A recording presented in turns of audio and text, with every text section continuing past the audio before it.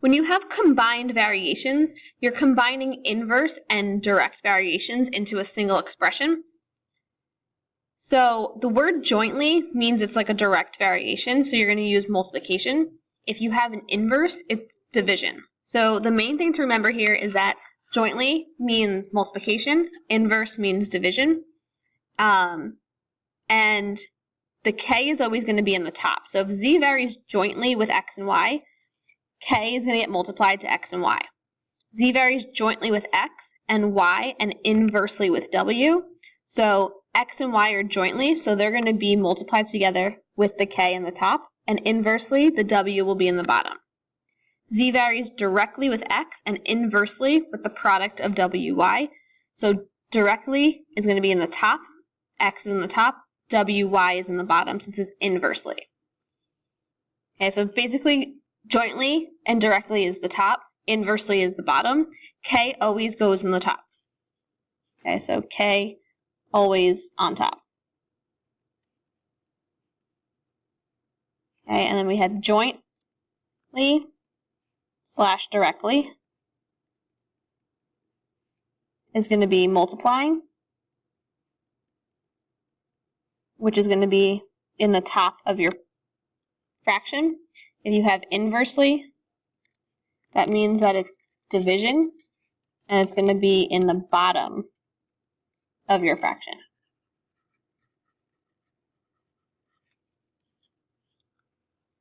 So y varies jointly as x and z, and inversely as w. So let's write this first. So y varies, so y equals jointly, so the k is going to be on the top always. So it's jointly as x and z, so x and z are in the top together with k, inversely as w, so w is in the bottom. So we know that y is 3/2, so 3/2 equals x is 2, so we're going to keep k here, x is 2, z is 3, and w is 4. So we're just going to simplify this. So 3/2 equals 6k over 4. And now we're just solving for k. So we're going to get cross multiply. So 12 equals 12k. So k equals 1. So we know that k is 1. So we can write our function now, and we can say y equals 1 xz over w.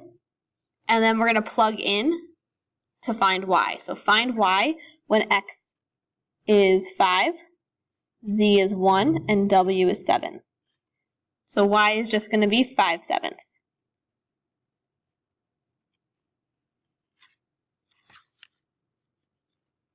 If t varies jointly with u and the square of v, so t varies, okay, we have the k, it's jointly with u, so multiplying with u, and the square of v. So v squared is also going to be multiplied together in the top.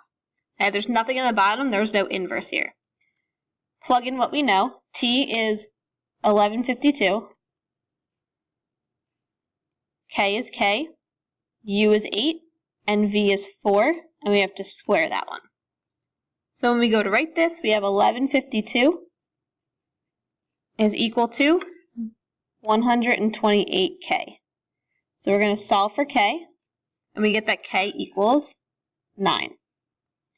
So t equals 9 uv squared is our function.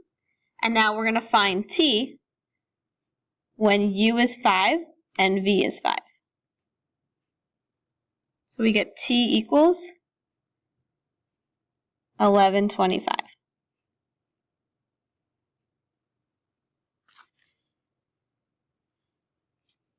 Suppose y varies jointly with x and y. So x and z, sorry. So y varies jointly. So we have the k. Jointly is going to be x and z together. Okay, y is 20, so we plug 20 in. We're going to solve for k. X is 6, and z is 10. So 20 equals 60k. So k is going to equal 1/3. So once we know what k is, we can write our function. So we can say that y equals 1/3 xz. And we know that x is going to be 8 and z is going to be 15. So we're trying to find y. So you just plug this in. So y equals 1/3 of 120. So y is going to equal 40. The number of bags of mulch you need to cover a planting area varies jointly with the area to be mulched A in square feet and the depth of the mulch D in feet. So first let's write an equation for this. So the number of bags of mulch, so we're going to call that N, equals, so it varies jointly, so we're going to have the K here, with the area of A, and the depth of the mulch D. So N equals KAD. So they're jointly, so everything's going to be multiplied together in the top. If you need 10 bags of mulch, so N is going to be 10. We're going to solve for K. 120 feet squared is the area, so 120. And the depth is 3 inches, so 3. So we're going to solve this, and we get 10 equals 360K. So K is going to be 1/36. So since we know what K is, we can write our model, and we can say N equals 1/36 AD.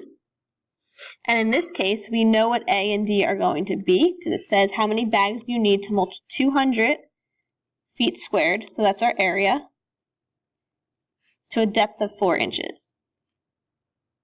Okay, so we get N equals 800/36, which is going to be 22.2.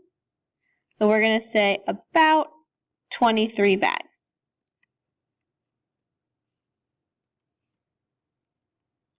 The minimum number of carpet rolls, N, needed to carpet a house varies directly as the house's square footage, H. So we're going to multiply that. And inversely with the square footage, R, in one roll. So N equals KH/R. It takes a minimum of 2. So N is going to be 2. We're going to solve for K. 1,200 foot carpet rolls, so that's R, to cover 2,300 feet squared of floor. So 2,300 is our H. So now we're just going to solve for our K. So we can multiply 2 and 1,200, so we get 2,400 equals 2,300 K. So K is going to be equal to 24/23. So N equals 24/23 H/R. So we know now that we want to find the minimum number of rolls that you need to cover 2,500 feet square of floor. So we have 24/23 times 2,500, since that's our H, and then the rolls have 1,200 feet squared in them. So now we're just going to calculate that, and we get that N equals 2.17. So that's going to be about 3 rolls. So you're going to round up.